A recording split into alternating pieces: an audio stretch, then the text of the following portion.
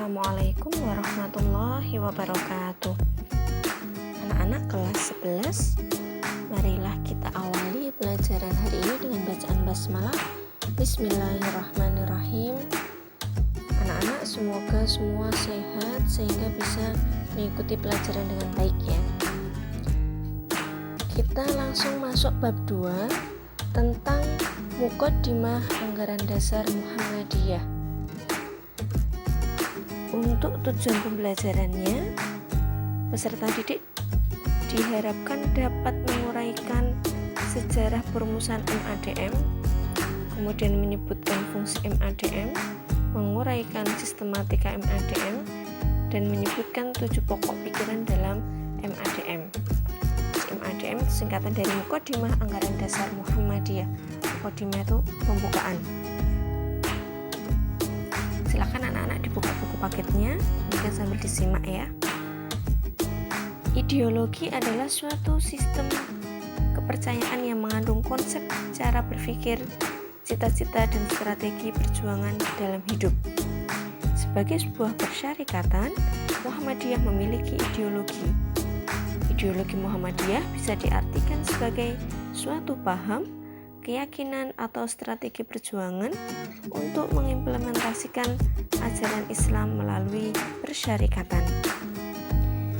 Nah, hingga saat ini Muhammadiyah telah memiliki beberapa ideologi formal.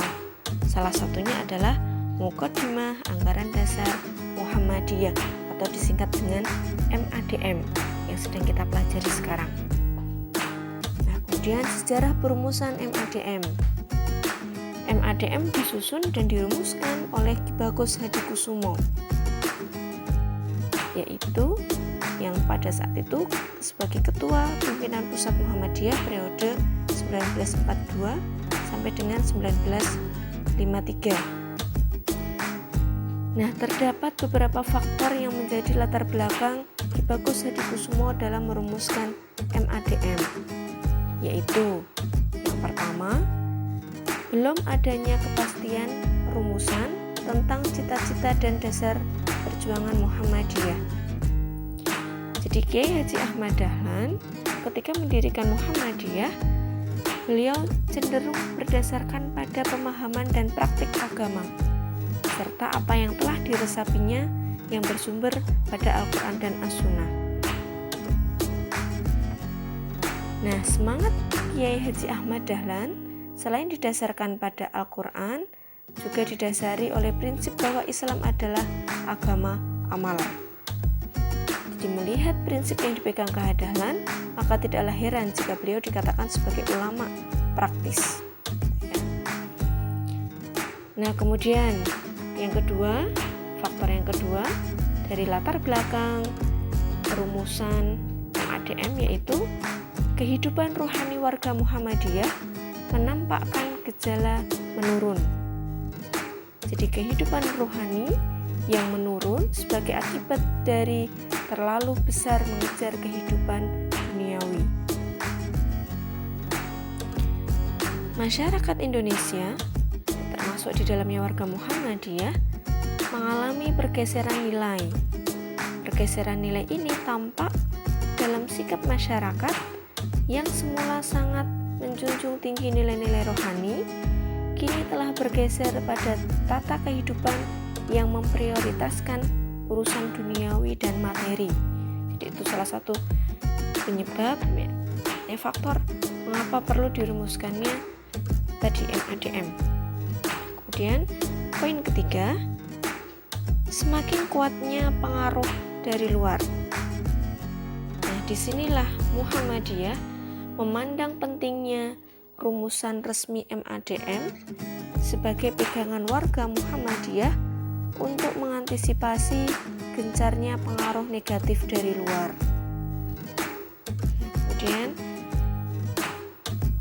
faktor yang keempat yaitu dorongan telah disusunnya pembukaan Undang-Undang Dasar tahun 1945. Peran Ki Bagus Hadikusumo dalam penyusunan pembukaan UUD 45 yang sangat serius, menegangkan, dan membutuhkan kesadaran akan karena perlunya toleransi pada sesama komponen bangsa, itu menjadi suatu pengalaman yang sangat berharga, khususnya dalam penyusunan MADM. Nah, Ki Bagus Hadikusumo tercatat sebagai salah seorang tokoh yang sangat vokal dan gigih mempertahankan Islam agar menjadi dasar negara Republik Indonesia. Kemudian, pengalaman Ki Bagus Hadikusumo dalam penyusunan konstitusi tersebut telah mendorongnya untuk merumuskan MADM. Nah, berdasarkan hal itu, maka sebagai landasan hukum tertinggi, anggaran dasar pada umumnya terdiri dari dua komponen, yaitu muqaddimah serta batang tubuh. Namun secara hukum kedudukan, muqaddimah itu lebih tinggi daripada batang tubuh. Pembukaan atau muqaddimah inilah yang menjadi fondasi atau ruh bagi sebuah organisasi, tidak terkecuali Muhammadiyah. Apa yang tertuang dan tergambar dalam anggaran dasar sesungguhnya tidak lebih dari cerminan yang lebih konkret dari apa yang dipaparkan dalam MADM. Sekian anak-anak, nanti kita lanjutkan pada pertemuan berikutnya. Wifin akhiri, silakan nanti buku paketnya dibaca kembali, digarisbawahi poin-poinnya. Kita akhiri pertemuan hari ini dengan bacaan hamdalah, alhamdulillahirabbil alamin.